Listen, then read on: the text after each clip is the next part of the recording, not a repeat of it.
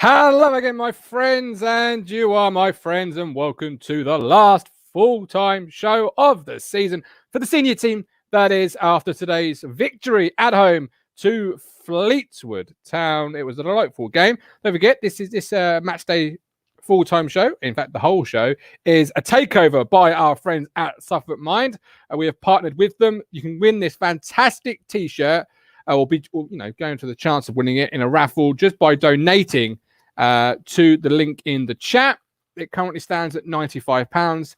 Let's get that up. Talking Town community, we can do much better than that. Even if you only throw £1 or £2 into the well, let's support an absolute fantastic charity and show as a community what we can do, because I know together we can achieve so many different things. Right. But they put that link in the chat. Boom. It's been great to partner with them. Let's get some comments. The VIP room is absolutely filling up. Let's first of all bring back award-winning Kate Riley. And, of course, he didn't win any awards, but we love him anyway. Matt, Media Mogul Phillips. Although you might have won some awards. Matt, have you won any awards in your career? I have, but, who cares? You have? Oh, I care. We'll find out more next week on the next podcast. I can see it coming now, the awards ceremony. So, first of all, let's get some comments, and then I'll grab both your thoughts after today's victory. Ashley Bell, Gil goes, and then the shackles come off. Don't you come with that, Gilly. Gilly. Simon Wall, didn't expect goals today at all. We killed the game off in the first half. Chris Boyd, the champions of irrelevant football. Yay for us. The new era really does start now. Yes, it can only be better times ahead. Stuart, the big bad Stuart, he's in the chat. I can see him in the VIP room. We'll get him on in a second. Love hearing from Stuart. End of an era. Goes up with a bang. Bring on the new era. Anthony Steele, and that's the end of that chapter. Yeah. I'm sure Ed Sheeran's got a song for End of Times that we can play you, Anthony, a bit later on. It's a great Ed Sheeran fan, is Ant, just to keep putting it out there. Stephen Parry, normal service resumed. Carl Brooks, Twine scored a brace for Swindon. Get him in. Matt, what did you make of today's victory? Well, it was a bit of a dead rubber, wasn't it, in the second half? That Burns is a good player, isn't he? Welsh, 26. He's actually out of contract, but I think they've got an option on him. He come through at Bristol City, so he looks good. He looked like someone who could operate in the flanks, but unfortunately the whole league and probably the bottom half of the championship are going to be looking at him. But someone of that ilk, then maybe, is what we need. I was reading an article this morning, and I can't remember where it was, but they said it was about a goalkeeper north of the border, and they said he's under contract and will command a fee. That's not a problem anymore, though, Matt. Like we're going to be competing elbows out this summer. Yeah, it's the Swiss lad at Dundee United. That's the fella. Yeah, it was on. I can't remember where I read it, but it's going to be quite a new summer for us, because I don't think many fans have experienced Town with their elbows out like a Brit abroad. The old buffet, the old all-inclusive. I'm going up there. I love doing that myself. Get me the pancake. It's going to be interesting. Everyone's like looking at this sort of blank sheet of paper now, but Mick Mills has said it a few times on his commentaries. It's difficult to bring in, 8, 9, 10, 11, 12 new players and try and integrate them into a club culture in just the summer. It's very difficult. It is. So, Kate, what did you make of that? I said in the pre-game show, pulsating, and it was pulsating. It was, well. Yeah, what a first half, and just, who are these players and where have they been all season? And it's just, I mean, it was amazing, but it's just a shame that when the playoff run was really on, I don't understand why we didn't play like that then. But I don't know. We'll see who we keep. We see who goes, and we just hope we build on that going forward for next season. Let's hope that Cook's found the right formula. Whatever worked in training this week was applied to the pitch on Saturday. Well, Sunday in this case, but.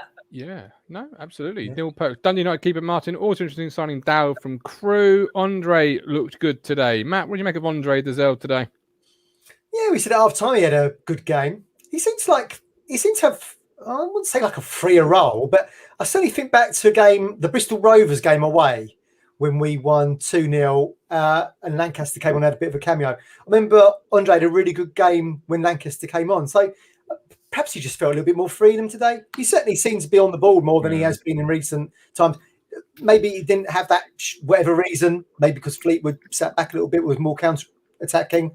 He's been shackled a lot this season in terms of, he had to play CDM. They didn't bother. They weren't bothered. They were, and they still managed to get a goal against this poor goalkeeping from Mr. Cornell again. Well, the guys just said on the chat there, Brendan and Mick was just saying, "Oh, keeper's low priority." I think this community would not agree with that. I think a new keeper is high priority. Yeah. No, absolutely. Let's first of all bring in a man that's been a legend this season. Hopefully he'll come back to us next year. Jimmy. Hello. How you doing, Jim? Yeah, I'm delighted we won.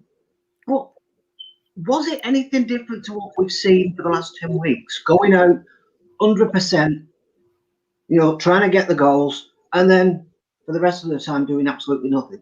It's just for the other 10 weeks, we didn't get the goals. Today we did. It doesn't seem clear to me that anything's changed massively, except today we scored, and that could be a mistake. That could be anything. Teams can score from anything. I don't see that the ethos of the players have changed. It was like go out there 100 miles an hour, try and score some goals, which we've done in most games. It just hasn't worked, and then we sit back and they score or they equalise or whatever, and it ends up what was the difference because we've got 3 goals. It's like, yay, everything's changed. Well, I don't actually see that that's the point, because it hasn't, because that's what we've been trying to do all the time. It just hasn't worked. We had a very similar start against, was it Plymouth, when that guy did the back pass across the box and Parrott went in and scored his goal, and then Judge scored very soon after that. Yeah, and then Steve's right. It was like we didn't do anything for the rest of the game. Yeah, that's the problem with these big leads, isn't it? You go 2-3-0 up at half time and everyone thinks the job's done and they just consolidate, don't they? Second half.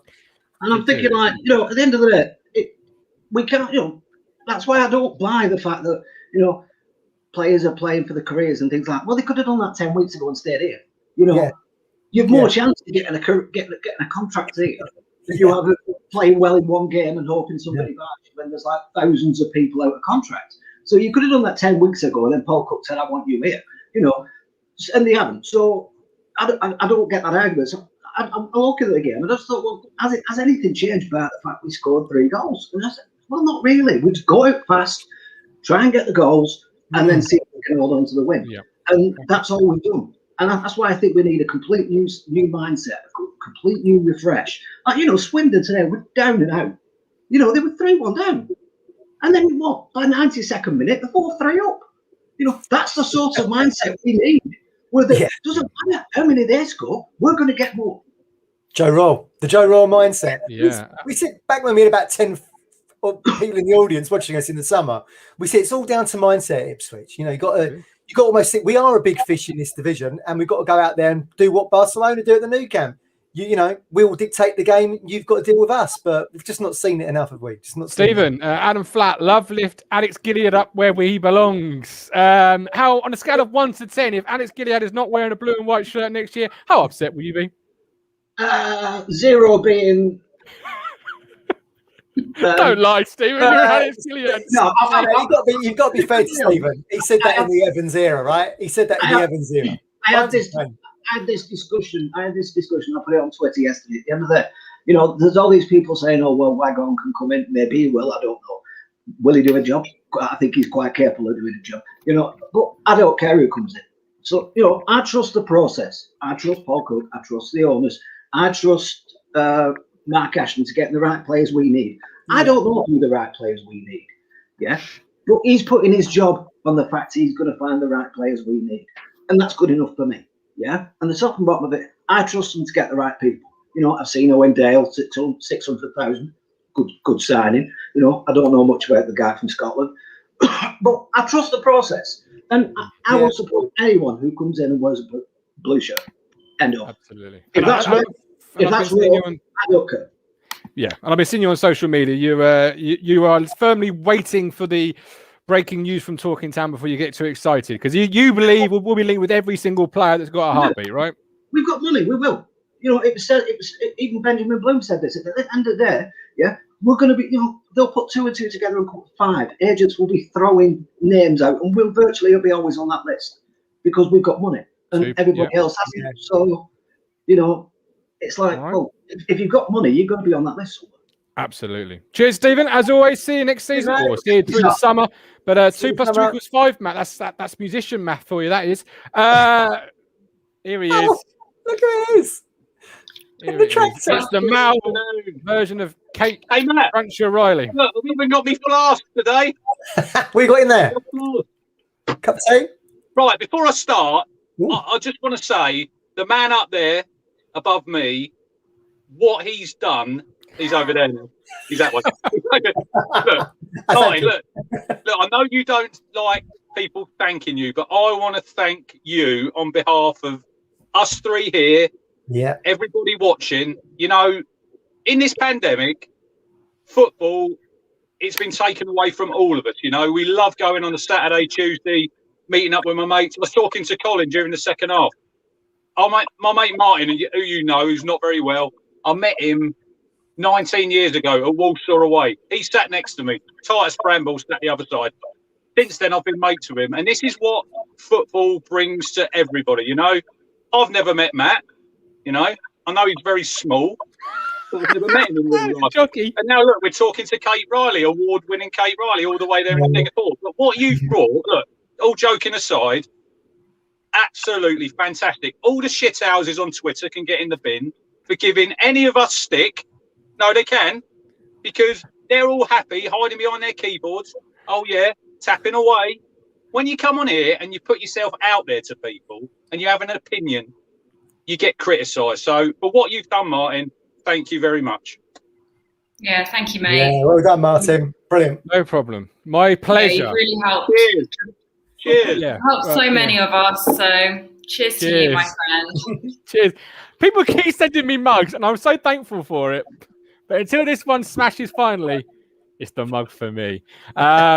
Cruncher, shithouses, you called them, the players. They came through today, though.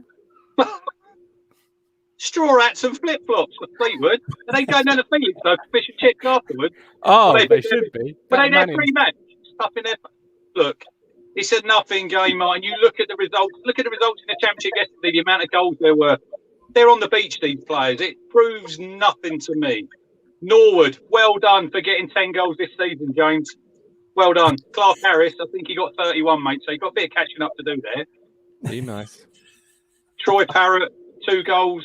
Would I sign him? No. Dobra. Brenner Woolley would. No, not for me. Di Cornell, get in the bin. And I think, so me and Matt, halfway through the season, we had a little show, didn't we, Matt, about how many points. That's enough of that. Welcome in, Yatesy. How you doing, my man? Nice you to join us. Cannot do that. That's shocking. So, Matt said 67 to 68. The man up there in the corner, Paul Lambert's biggest fan, said, how many was it? 100. 80 something, wasn't it? Yeah, how 49. How many did I say? 65, wasn't it? 69, apparently. Thank you very much. I'll raise a glass to yourself. Yeah, but you can't be calling that the players down tools. That they disqualified any contest of who was going to be right on that points total. They just said off from getting a bin. This is why people come to this show to hear this kind of information. So, Curtis, after 23 games, we've scored 27 goals. So we've got another 18 goals. Well done, lads. Wow. Classic. Curtis, what did you make of it today? Hi, Curtis. It's what everyone said, isn't it? It was a meaningless game. I don't think either side was that bothered whether they won, lost, or draw. It was a meaningless game for both sides, and we happened to come out on top. It was a relatively good performance from Dobra. I think Dizel did his classic consistent thing of his inconsistency. His inconsistency is his big consistency. Like he's great one game, and then probably next starting game that he'll play next season he'll be shite. But that's the classic Dizel thing. I've seen everyone raving about him, and yeah, he played really well today. But next starting game next season he'll be poor again. It was a dead rubber game between two sides who had nothing to play for, and we've happened to come out on top. I'm happy, but I'll be happier tomorrow when that release list has come out. Yeah. Does that in the bin for you, Crunch? I think I've said at the start of the season, Matty might be player of the year. Oh, Look, you can be a bit wrong then. Is that what you're trying to say? I'm not always. I am right quite a lot of the time, Kate, but I was wrong on that occasion. Look at him, shamelessly trying to The big flirt. and half time, she was nearly going in like I would. Almost. She was. And then James, she went in on the pre-game show, and then James Nord within the first 5 minutes popped up with a goal. Yeah. He's not my friend. No, quite clearly. But Dazelle, for you, Crunch, how's his year been overall? Average. Some good, some bad. Obviously, he's played the most games out of anybody. He'll be here next season, part of the squad. He wouldn't be starting for me. Colin Plum, you are. Colin. That is appalling. It's Colin. Like, the last one of our community you'd expect to have written it. And it's Colin. Is he a penciled in starter for you, Kurt, or is he written in pen next year? Or is he not even starting at all in your world? Well, it's one of them. He's under contract, and I don't think there'll be many people wanting him. So I think you've got to keep him around as a squad player.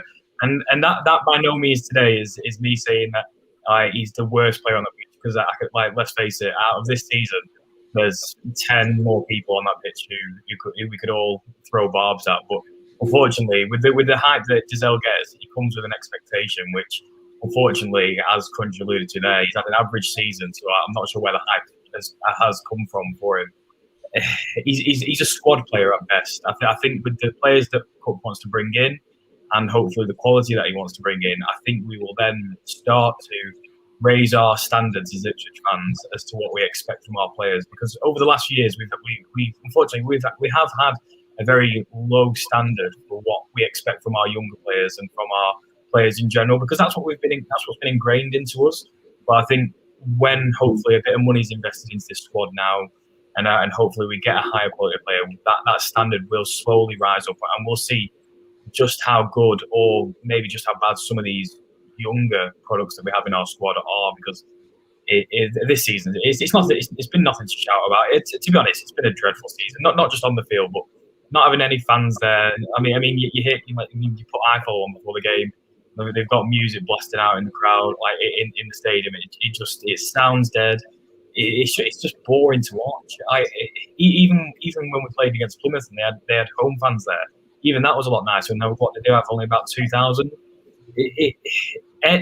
Whether it's 100 fans or 200 fans, it makes a difference. I just think this year for viewing quality, it's been poor both on the field and off the field. So I'm looking forward to now having a few weeks away from Ipswich Town and England disappointing us. But I think I've never been more excited for an upcoming season than I am come next season now. Yeah. Which is the first position you want the club to address if you could choose? Which is the first position you want addressed as a matter of urgency? For me, I want an attacking midfielder. I want a midfielder who's actually going to chip in with the goals, because it's been so many years now where we've been lacking with goals in midfield, and they are hard to come across. And unfortunately, it does mean that when you do find one, you're gonna have to pay a bit of money for them. But I mean, I heard Brenner say that he would have made goalkeeping a priority because we've got two keepers, and I thought, we've got two backup choice keepers. We've not got a first choice and a second choice. We've got two second choices. So I don't know. I think for me, your main priority here is an attacking midfielder, and then possibly, let's face it, we need a new player in each position. We do. So it's for me, I would say an attacking midfielder who can actually score goals and chip in, because we can all put the load on James Norwood and all the other strikers, but he's the only striker at our club to have actually reached double figures. And whilst he might come across as a bit of a knob on social media, he's not played that many games, and what he's had a stop-start season. He's managed to get himself 10 goals, and again, I'll stand by the fact that Clark Harris, whilst a better quality of player, would not have managed to get 31 in this team, because we didn't provide enough.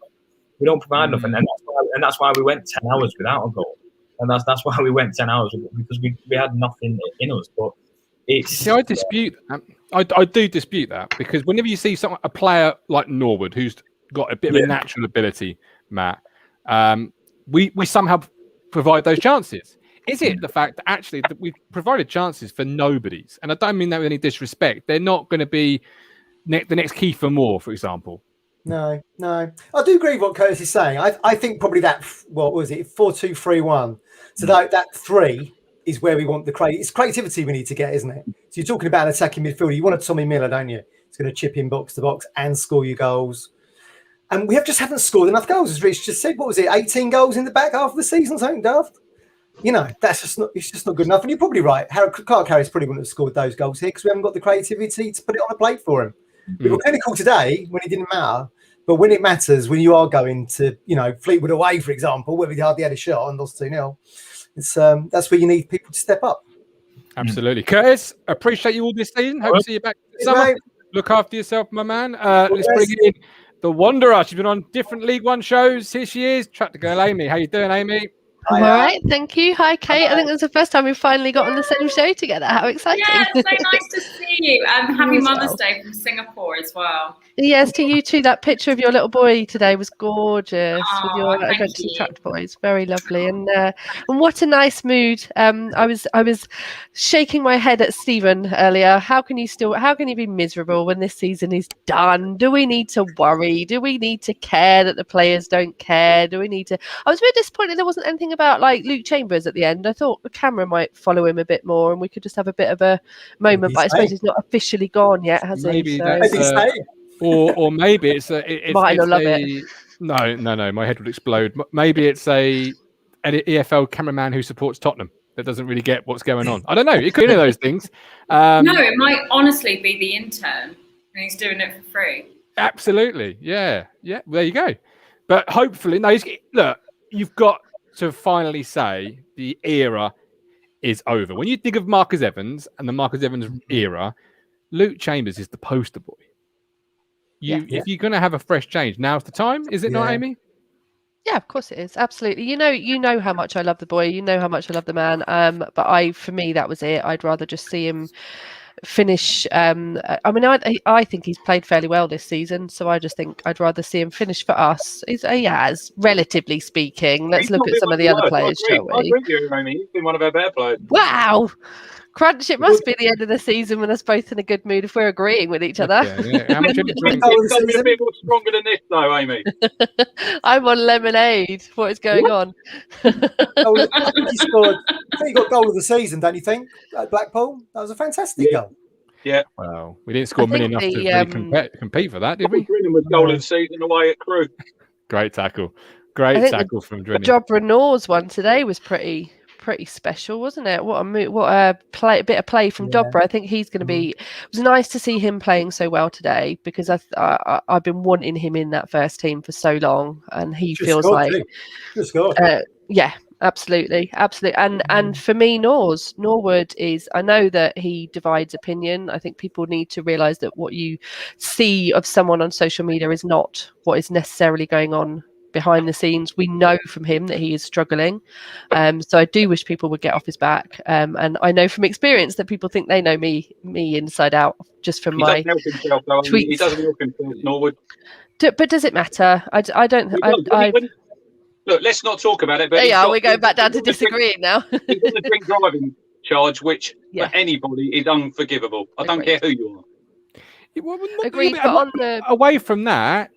Yeah, he's been enticing fans all season, as Kate said at the pre-game show. Like I get what he was saying with when people go into the personal lives, it goes over a line. But then a few days before you went, you were tweeting out about people in the back bedrooms in their mum's house and things like that. So just step away from the keyboard, James. It's social media is a learning curve, and I suspect that he is very, very much on the early part of it, and he needs to learn how to use it right, as a lot of us need to. Look, me on social media 5 years ago is very different to the me who's on there now, as we all know. So it's I behave a lot differently to how I used to, and I just think he's probably heading in the same direction. And what is more important to me is on the pitch, he is making a big difference to us, despite having been injured for large chunks of this season. He is still, like, now that he's getting into the consistency of being back a bit more, I think we're starting to see what he's capable of. I just shared a stat which my mate shared with me. For the 20 games that Norwood wasn't playing, we scored 16 goals. For the 26 games when he was playing, we scored 30. And I think he, like Didsy, has a massive impact on the pitch. Didsy didn't necessarily lace McGoldrick's boots. No, I don't mean that he's as good as him. I just mean the impact that he can have on the game, in the same way that Didsy wasn't necessarily scoring all the time, but he does have an impact on the game. He scares defenders. He keeps the pressure on, and I personally would like to see him still with us next season. Perhaps having grown up a little bit over the summer, so that he stops winding people up. Amy, we love you, but I'm going to disagree with you. But I respect your opinion. But I can't get over the social media baiting. And what is it, Kate? Where should Norwood get, Kate? You know what to say. What gets in the bin? There you go. You got strings there, Kate. Room in the bin. You This bin is full. This bin is looking like a skip. Yeah.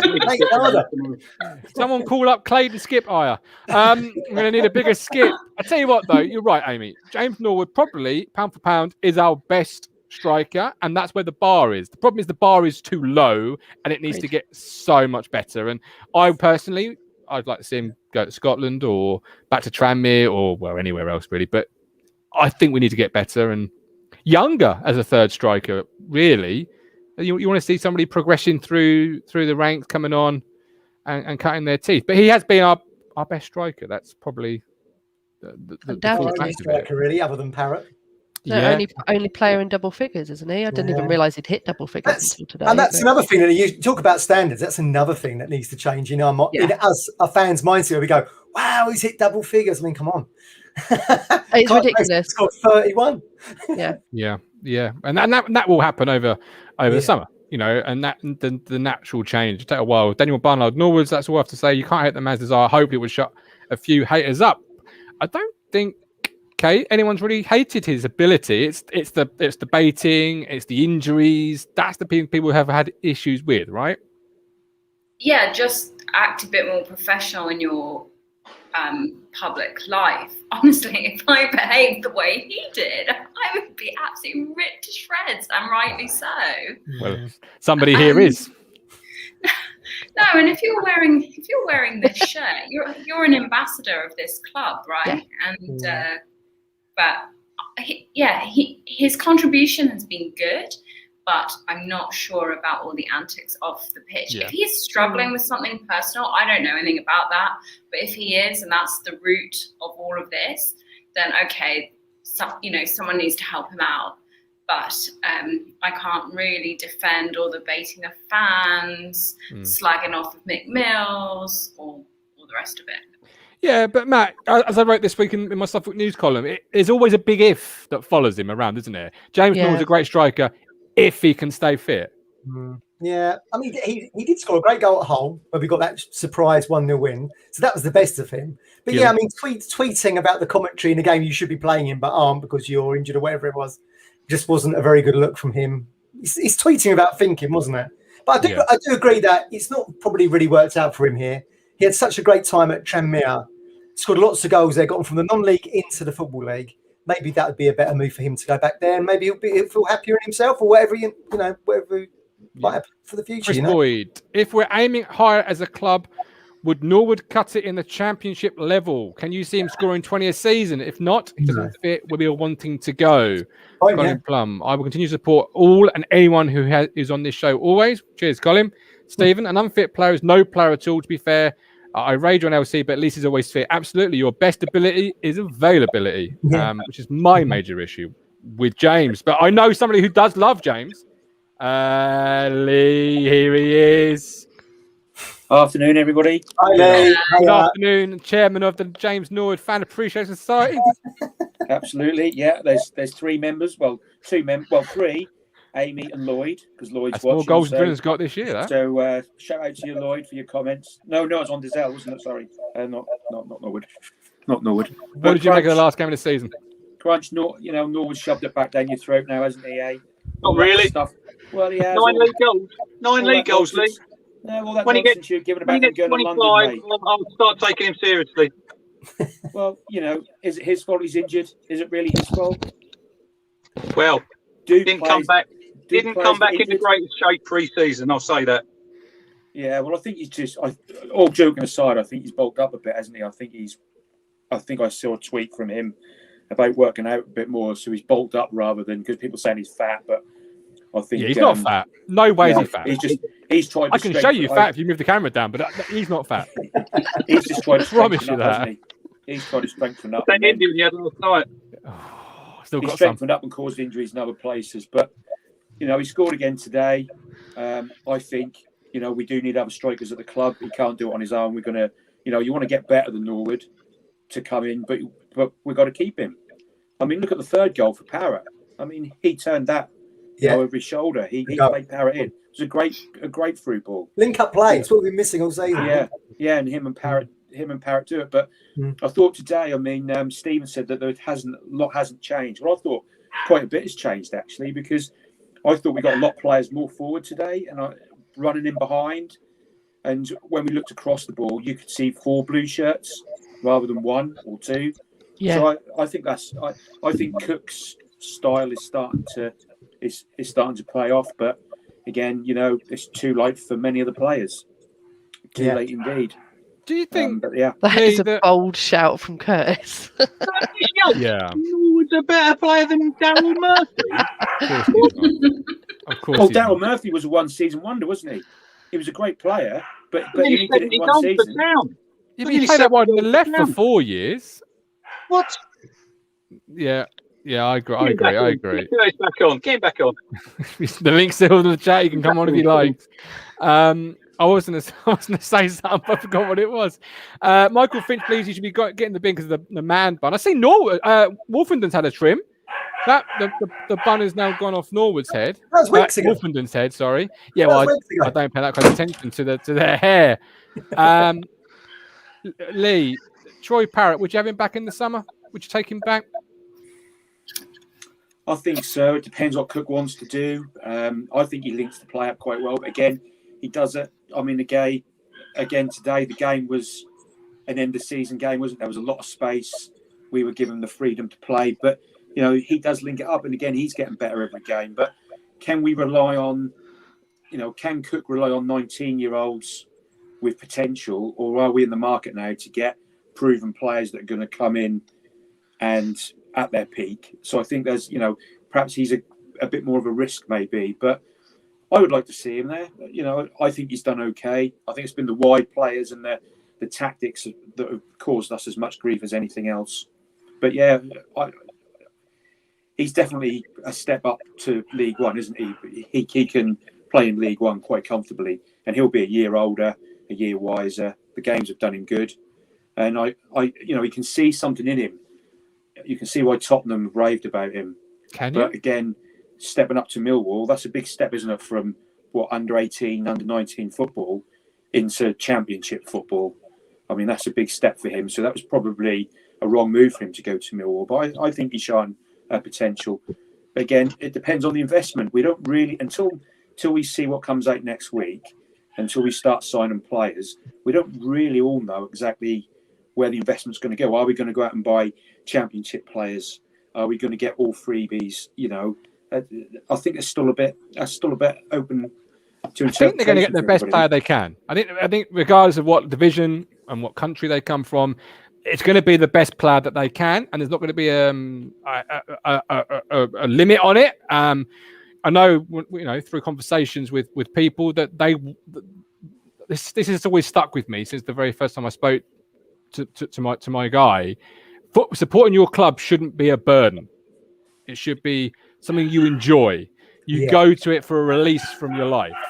That's not the Ipswich way. No, exactly. We know performances on the pitch have to be better, and I think Ed Sheeran kind of signifies that. Like they're going for the top here. They're not going for a little sponsor or a sponsor that they could get for a third tier club. They've gone to arguably the biggest music star currently on the planet. And he's now sponsoring the football club. And with that comes a level of expectancy from their brand. They don't want to be associated with a town that, struggling to beat Rochdale or whatever. Obviously, Yatesy here and Daryl Murphy only ever had one good season, yet we love that man. Norwood is by far a better striker. Curtis, what are you talking about, mate? Oh, he's back. Right. So what I would say is, whilst we know Darren Murphy played on the left wing for a lot of the time, well, let's face it, we never expected Darren Murphy to be reaching the heights of what Crunchy's saying. Like you want Norwood to be banging 25 goals. We never expected Murphy to be banging in 25 goals this season, and that season they did bang in so many. I mean, well, let's face it, none of us ever expected him to reach the heights that he did that season, and he did end up getting his move after. In terms of a natural finisher and an out-and-out striker, I would have to say Norwood. If he can, like you say, if he can be available, I would say he is probably a better striker, out and out. Murphy, again, we say he played on the left wing, but he never did anything on the left wing. So it wasn't that he offered us any real attacking threat there. I mean, I remember watching us. I remember watching us. I think against Blackpool away at one point. I think he took a shot, and I think it went out for a throw-in. And I think that was when we got absolutely trounced 6-0. So it was woeful on the wing then. And as an out-and-out striker, I do have to say Norwood, if he can be available, which I know is a big if. Obviously after this summer, I would say he is at this level a better striker than Murphy. I would, and I love Darren Murphy. I love the man, but I would say as an striker, I would say he is a better striker. I think the level is key, isn't it? Sorry, Martin. I think the level is key, isn't it? Norwood's doing it at a different level to what Murphy did it. Murphy was doing it at the top end of the championship. Murphy got 8 goals in a really, really bad Bolton side. Like a really bad Bolton side. Yeah, well, Norwood's just got 10 goals in the worst Ipswich side. Yeah, the worst Ipswich side. Bolton were playing with 15-year-olds. Play half the games. Bolton were playing with the under 18s. They would have a side for half the season. Well, yeah. Well, for half season they were playing with under 15s, and then in January they did stock it. They went almost Paul Jewell type because they stocked it with mercenaries, didn't they? So they did actually have a what would be classed as a half decent experienced League One side in the second half of that season, which is when Murphy played, and that's obviously when he scored. Listen, like I said, I think what Lee said, it's relevant to the league that we're in right now. Would I say Norwood's a better striker than Darren Murphy in the Championship? No, but in this league, I think you have to take in the relevancy now, and he is a better out and out striker than Darren Murphy. Cruncher, you backtracked a little bit there, didn't you, Kurt? A tiny bit. A little bit. like Cornell Cross. It is all relevant to what league they're playing, is it? I do agree with you. If anyone said that season 14-15 that Murphy would be getting 27 goals, we'd have all said you need to take yourself to hospital and get your mind out of red. But look, Norwood in this division would get you goals. I'm not saying I don't criticise what he does on the pitch, but he's not on the pitch enough, is he? That's the issue. What's he started? 19 games this season. He can't be relied on. He can't be relied on next season to be our number one striker. If he's third choice, yes. First choice. The problem is our strikers have never had any consistency. Realistically, our attacking department at Ipswich has never really had any consistency because they've always been injured. For example, Mogul at Sheffield United has had a fairly consistent run in not even being injured, and he's had a consistent run in the Premier League of all leagues. Right, I'm going to have to go. My phone's overheating. No worries. If Norwood's going to be third choice, how much money would we have to spend at this level to get 2 better strikers than Norwood? Well, that would be too hard.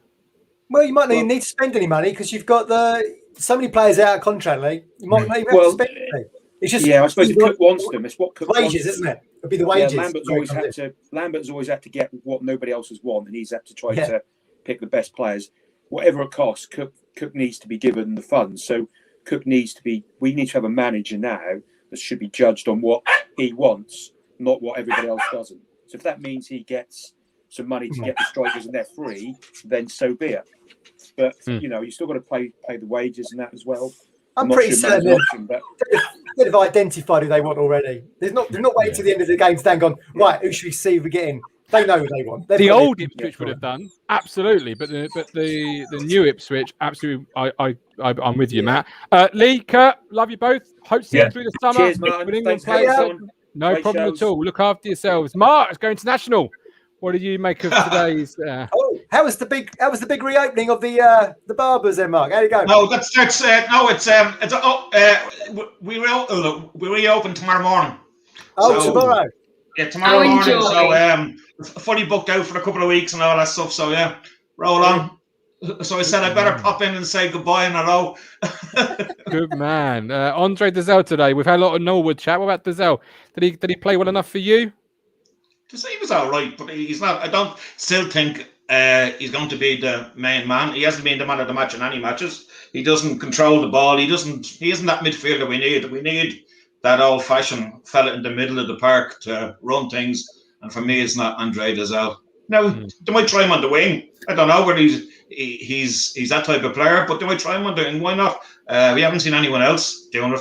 I have to go back to Curtis for a minute. I was laughing my head off when he said that he thought that James Norwood was better than Daryl Murphy. I just thought, let's say, who'd you pick now?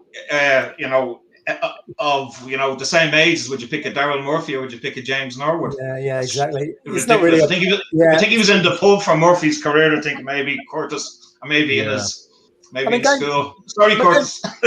Going back to what you said about Dazelle there, Mark, that's a good point. He scored that corking goal against Leeds United from the right side of midfield. Remember on the last game we went down? So who knows? I've sort of been saying that for a while. That he looks as if he could play on the wings. Because he hasn't got that, he's not right in the midfield. He isn't going to make the tackles. He's not going to get stuck in, and maybe we just need to try him out in the wings for now. Maybe or maybe not. I know there's going to be a lot of changes. All good, but I think actually after watching today's game, I think it proved we do have some decent players at this level. The problem is they have to shine at this level.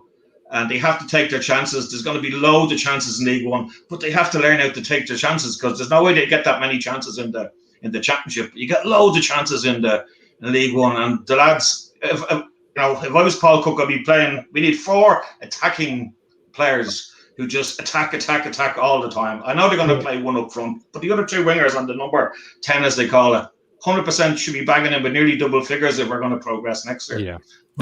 Does Down start for you next year? Is he a guaranteed first teamer next year for you, or is he again like Dazelle, maybe looking over your shoulder? It all depends who you bring in. I still don't know sure about Downs. He had his head turned there. He thought he was going to Crystal Palace, but you've seen Crystal Palace playing yourself. There's always anywhere near that standard. Again, I don't know. Is he going to be with the new guy in the centre of midfield, or would he play well with John Nolan? Say, I don't know. He could play well with him. I don't know who's going to come in and who isn't going to come out. I think we're going to be surprised how many fellas stay who we expect to leave. Yeah, absolutely. And I really think there's only going to be a small amount of people that might just be enough to glue the team together. Hopefully. Yeah, Stuart, I'll bring you in. Do you Downs, Dazelle are both one of neither going to start? How do you see that two panning out? Well, Downs, I don't know. It's been a shaky season for him, and I would say probably first teamer. In my opinion, that's my personal opinion. Dazelle, I'd say to keep him on the bench for next season. Yeah, how about yourself, Kate? Are you a Downs fan? Sorry, you're asking me, aren't you? I am. I am. She's done it again. She's done it again. Stay focused, Kate. Kate, Downs. Are you a fan of Downs? Yeah, he's the only half decent one on the pitch. He's staying, isn't he? Yeah, he was staying. He's played himself out of the mood to Crystal Palace, isn't he, Matt? Yeah. I mean, talk about someone's stock falling. I mean, obviously that injury didn't help, did it? The injury got MK Dons didn't help. Quickly changing the subject, remember the big thing, new manager bounce. Well, finishing outside the playoffs in order, 7th Charlton, 8th Portsmouth, 9th Ipswich. So it didn't work out for anybody, did it? Let's see what that brings next season. But well, we know he's going to play 4-2-3-1 next season. That's his go-to. We do. He's had to try and fit players into a formation that he doesn't want to do. But the clean sheet of play and the players leaving gives us a clean sheet. So we don't have to worry about, oh God, if he can do that. We can eliminate that really and try and get reliability. I'm pretty certain Cook will get a central midfielder in that he's worked with previously. Maybe a Lee Evans. What about Nick Powell? Is that his name? Nick Powell. He's worked with him a bit. Is he in the right Yeah, age category? I think he's more of a Free striker, transfer. I think. Yeah.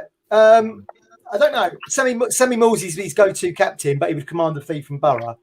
But they're going to play in the centre of midfield. So if you can only have, if you're going to keep Dazelle and Downs, one's going to be on the bench because one of these new signings will come in potentially as a captain and will play in that role, I think. See, my problem is my train of thought is that the lads who are playing today will all probably be on the bench. Good chance. Not all of them, but I mean our so-called attacking four. Is James Norwood the man to take us out of this division? He certainly is a League One player, League Two player. He's just, as you alluded, you have to keep him injury-free. You know, he's playing because there's no one else better than him at the club. It's like everyone talked about Chambers and all that. He played because there was no one else better. Yeah. You know, a lot of the players are playing and did towards the end because there was nobody else better. It's a fair point. Exactly. I mean, we say Norwood's our best striker. He's really our only striker, isn't he, Mark? It's not difficult to be the best out of one person. It's really not. And when Jackson came on again today, I was disgusted. It's for weeks now he comes on and he doesn't look like as if he wants to even be there, you know. So I wouldn't mind if he went. You know, he's been very disappointing. Who's that? Caden Jackson. Michael. I keep on calling him Michael Jackson. Jackson. He wants out. I'm pretty certain he wants. Look, I'm not basing that on anything other than his head's been turned 3 or 4 times. What you see in the pitch is what you see in the pitch. He doesn't put it. Doesn't try enough for me. I personally think there won't be a single person left currently in the striker room that will be here next year. That's my honest feeling. That's not any inside information. That's not anything I've been told or anything like that. That's just my own personal feeling. I think Norwood will be moved on either on a loan spell or told he can find a club. I think the whole room will be new faces. That's Drinnan gone, Hawkins gone, because they're all just not what I think Paul Cook really wants. Norwood is under contract, so he might be lucky to stay, but I just think again he'll be moved. You command a nominal fee from someone who, you know, a Tranbere, for example. Yeah, he'll want first team football. And see, what's a nominal fee now? What's a nominal fee for our players? You know, Donastian's nominal fee was like was it 50,000 Plymouth Roth in the January window. See, how much money really? I know they're all talking about it, but how much money really are our lads going to spend it somewhere? Like, they're not going to be spending big money. They're going to have more than Marcus Evans ever gave, but it's still not going to be stupid money. It won't be like there's 10 million for you. You'd be lucky to get maybe 5. I could be wrong, but I'd be very surprised if we're not getting a load of frees and loanees again. Better ones. And the word free seems to rub people up the wrong way, Matt. But we're not just bringing in what we had before in the sense of, this guy's on a free, played once upon a time for so-and-so. He's 34, 2 bad knees. It's not been because they've been discarded. There's players like looking at options. Players are looking at options. You know, I'm not going to sign a new contract. I've just been looking at Cambridge there. They might want to pair Norwood and Mullen together in League One next season. Roomies, aren't they? The two guys, they live together. They might fancy that. Again, they might be able to afford a nominal fee there. But I think the market's going to be interesting. I think where Ipswich can actually go out and spend a fee, argument's sake, Cook says, I want Sammy Millsy from Middlesbrough to be my captain. And then he's still got a 2-year deal to run. I think Ipswich will go out and try and pay a fee there. But there's a huge amount of players out of contract at the moment and just assessing their options before they sign a new contract. The club they're at or whatever. Do you think players they view as players for the future, Kate? So players they can bring in now and develop over a 2-3 year span, they'll pay money for, whereas the more free transfers you see are going to be maybe the Martin Waghorn types, where it's a do us a job now, coming down to this level type of deal. Do you see that maybe happening or not? Well, I don't know. We sort of see that they're all about sort of the community, and I can see them sort of investing in youth and then wanting to sort of reap the benefits. And I don't know if we all sort of become a feeder club or whether we just keep our assets. I don't know what good shout. Where they sit on all of that. It would just be good to have a bit of balance. So you buy some and then you also sort of mould some of your own players as well. What I just want a fresh start, and I want some of that toxicity gone. Yeah. I think you want young players to be aspirational, don't you? So that kids in the stands, hopefully next season, can think, oh, I want to be the next X, Y, and Z. Rather than sort of like, oh, well, they helped us get relegated, and you want to see them lifting trophies rather than being on the downside of things. Yeah, absolutely. Before I bring in our last guest, Colin, Stuart, Mark, Cole Skuse, rumoured to be his last game, could be his last game. What are you? No Skuse, no party. I was there when he made his debut versus Shelbourne on the Irish trip, and it was funny because at half time the players came and they sat in with the crowd because it was about 10 of us there, and anyway, Cole Skuse came and he sat up, and I thought, he looks half decent, and he's probably one of these very much an unsung hero, much underappreciated by a lot of fans. He does I always thought he'd done the job perfect, but he doesn't do it. He doesn't score, obviously. But I think defends, he breaks up the play. Now, he doesn't get stuck. He's there at the right time. And as people noticed, when he was gone, he was missing. And people can go, oh, Downs is great and Bishop is great, but they couldn't do the job he done. So you're sad to see him go? Yeah. Unfortunately, Father Time's caught up with a lot of them.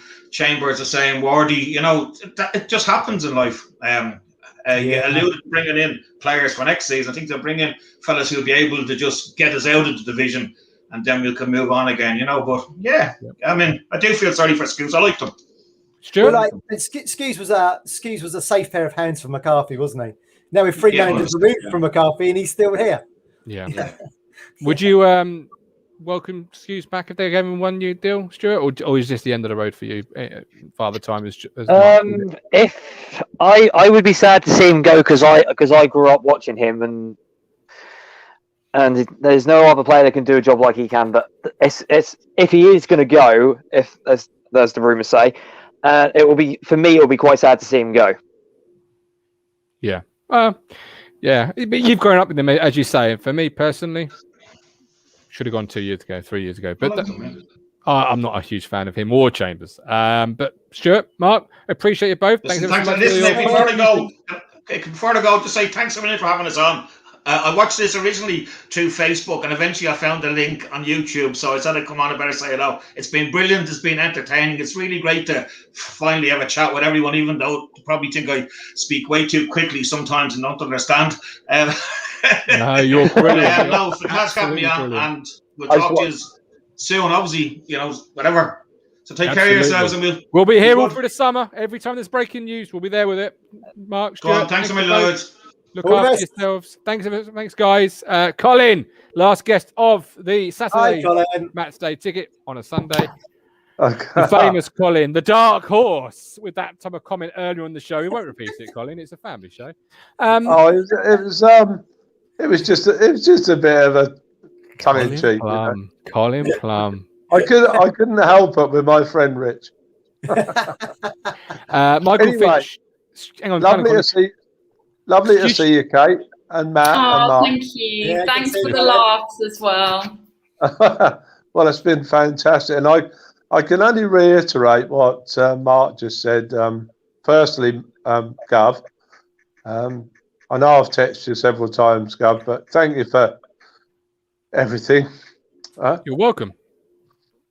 No, I've had 1 or 2 issues in the last couple of years as regards my health and stuff, and that's those 69, Colin. Yeah, I know you have, and I've found this show fantastic for myself, as have a lot of other people, and I know that very much includes you, Martin, and I mean that from here. Thank you, sir. Well said, Colin. It's great having you part of the community, Colin. We love it. Wish you'd been here from the start with us. Yeah, Colin, you've provided so many laughs, genuine belly laughs. Yeah, and the thing I'd like to say to you, Kate, is that it's fantastic to have a real professional on the show, and also I would like you to be I'd like you to be awake a little bit more. I love you, Kate. You know that. That's award-winning Kate Riley. Oh dear, we do have some laughs, don't we? We really do. I'm just, at least I'm very honest about it. I'm just one tired mum. Yeah.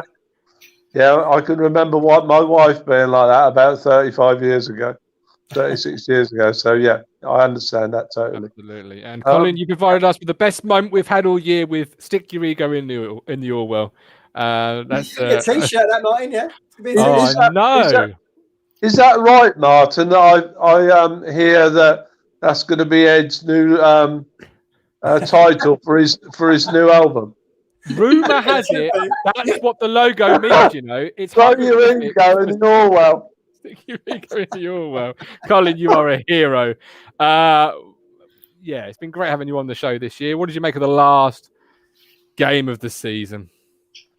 Well, again, you know, I didn't watch it. I listened to Millsy and Brenner, and I mean, you know, listening to the first half, it sounded like we was kind of back, you know, going back like 7, 8, 9, 10 years. You know, it really did seem like as if we was playing as a unit and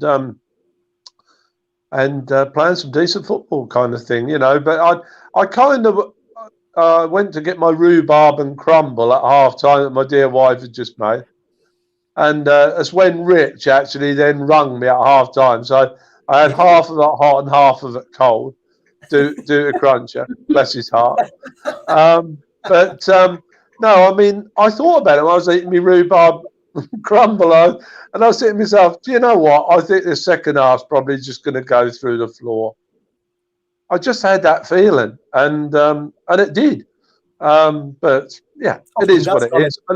At least we got a final day win, which I think was kind of quite essential, really, for this in here, and for the players obviously who are stopping, the ones who will be continuing next season, because we've had such a bad losing habit, Guv, and Kate and Matt.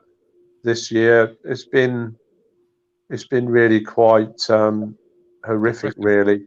And like they say, winning's a habit, and losing, I think, is an even worse habit. I think it gets So I think that was very essential. We won today, Kate, don't you? Yeah, like I said, Colin, earlier in the show, just I wish we'd play like that earlier this season, perhaps when the playoffs looked as though they were achievable. But you are right. It's important to end on a high. Doesn't matter how rubbish the season has been. Important to end on the high. Then we go into that. We build on pre-season. We have a new start with the owners, new CEO, new sponsor. Or, you know, off we go. Absolutely. Can I start? It's a palate cleanser. Sorry, Martin? It's a palate cleanser. This last game was a palate cleanser of and Paul Cook needed it the same way the players did. He's not had a great run, but it's now it's cleansed the palate, ready for a new year and a new menu, cooked up by the chief cookie. But go on, Colin. Kate, can I just, because obviously I haven't had much chance to speak to you, what is your actual opinion of the Ed Sheeran thing? I probably know the answer, but I'd like to ask you. Well, when I got the news, it was a complete surprise to me, but it was a very pleasant surprise. And for once, Ipswich are aiming high, and that's just really important. I was genuinely blown away by the news, genuinely excited. Cannot wait to get that jersey. We'll see if it's sold out. I might not even be able to get one. But just, Colin, genuinely excited. I can't, you know what it's like being a Town fan. Sometimes I feel as though we don't aim high. Dare I say, having worked in the States and worked with Americans, there's a different mindset. And I'm not saying one's better than the other, but perhaps there's a bit more ambition, or sometimes I feel maybe the mentality back at home is like, oh, well, we'll just stick to what we know and we won't sort of think outside. Whereas I sometimes feel when you do work with Americans, they just think so much bigger. Sometimes I certainly don't want to be offending people by saying this. And so when I heard the news, I thought, oh, that makes so much sense. From who we now have owning our club to now who the biggest pop star on the planet is sponsoring his boyhood club. I mean, that's just amazing. Yeah, I completely agree. The thing is, I think about it all is that the connections and the global superstars that he's actually kind of related to, as regards his work. I mean, I was watching a thing on YouTube this morning when he was in the car with James Corbyn, and they were having a sing along in the car, and he was saying about, I'd just been to Hong Kong with been playing golf with Justin Bieber and all this stuff. I mean, his connections are endless, and I just think this is absolutely amazing for our club, because I'm like everybody else. I've been really saddened, really saddened this last few years, and I think this could really explode into something massive in the next 2 or 3 years. Yeah. I agree, and I know Matt agrees. Guv, can I ask you a question? Do you think long term, when I say long term, next 2 or 3 years, do you think maybe Ed might even be asked, to be a part owner? Hang on, let me think about the answers to this. Well, mate, I mean, who knows? They've done similar, haven't they, Martin? At Phoenix Rising, they've brought in some American music stars to be part of that journey. Diplo being one of them. Yeah. So maybe, you never know. Yeah, but I think they would. Going back to what you said there, Colin, in terms of Ed Sheeran. Now let's think of him as a brand. When he announced the sponsorship on his Instagram channel, which got millions of followers, he had over 1 million likes. 1 million likes. I mean, there's probably not many brands on the planet could actually get that kind of engagement with their audience, their customers. And he was talking about our club. Yeah, one of my sons said, because I'm not on Instagram or Facebook or anything like that. But one of my my youngest son, he said that he had about 1 million likes within about 24 hours. Yeah, that's the power of what he brings to the table. Yeah. And that is what they do as owners. And one of the first questions I asked when I got approached was, what if this goes wrong? Because Evans came in with a plan and put a bit of money behind the club early doors, and then it went wrong and we ended up where we ended up. And the reply I got was just, we'd get more investment. Look at what we've done elsewhere. We would just bring in more investment to the football club. We wouldn't sit back and allow the past mistakes to be done. And so, yeah, I think the answer to that is not just Ed Sheeran, anybody. Anybody. Can I give you an example, Martin? Me and Venetia, we went into Bury today, and we went on a lovely walk through the Abbey Gardens and that.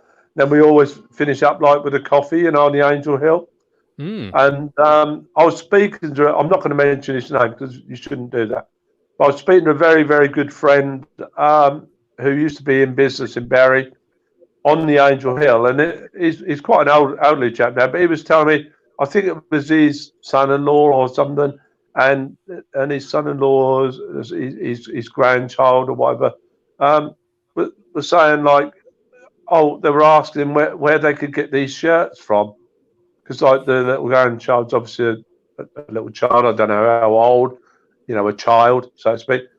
And the child obviously said, cheering, oh yeah, I wanted one of the shirts with the logo on. And how many thousands of children, Kate, will be saying this worldwide? Yeah. They will be. It's immense, isn't it, Kate?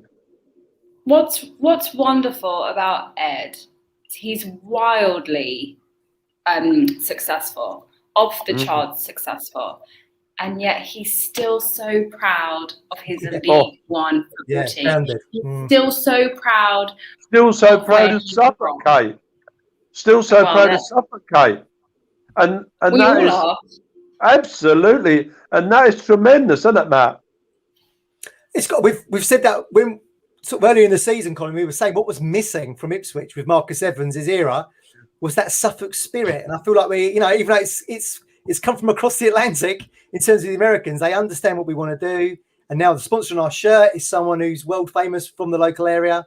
So all the pieces are coming together nicely. Yeah. All coming together very nicely. Mark, who was on earlier, tweeted out himself that his kids who have never shown much interest in town at all suddenly said to him, "Dad, Ed Sheeran's sponsoring town. I want a shirt." So that's two there from a guy we know comes from the show, and there'll be more. There'll be so many more like it. And it's just something that we can be really proud of, as Kate says. Stephen Parry, there'll be town shirts worldwide. They are already. They are already, yes. The ones with a decent sponsor, not the one you're currently sadly. Is it a Marcus Evans shirt?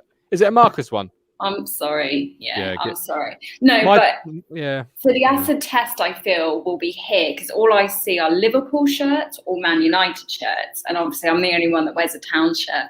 So the acid test will be: will I see another town shirt next season? Absolutely. Right.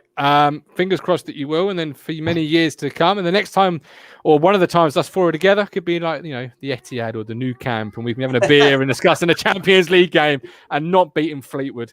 Was it 3-1 in the end? I've forgotten. 3-1. 3-1. Do you realise we just finished 5 points out of the playoffs? So even if we'd just beaten Swindon at home, done something better against Northampton, stuck with Lambert for 2 more games. Yeah. And Matt, you make a good point there, because we finished 5 points off the playoffs.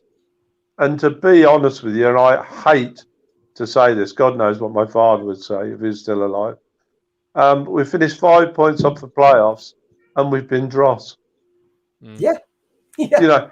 So Kate, Matt, Martin, what does that, and I know the answer, what does that tell you? If you'd have played half decent, you'd have probably won the league. Look at Blackpool, finished third with 80 points.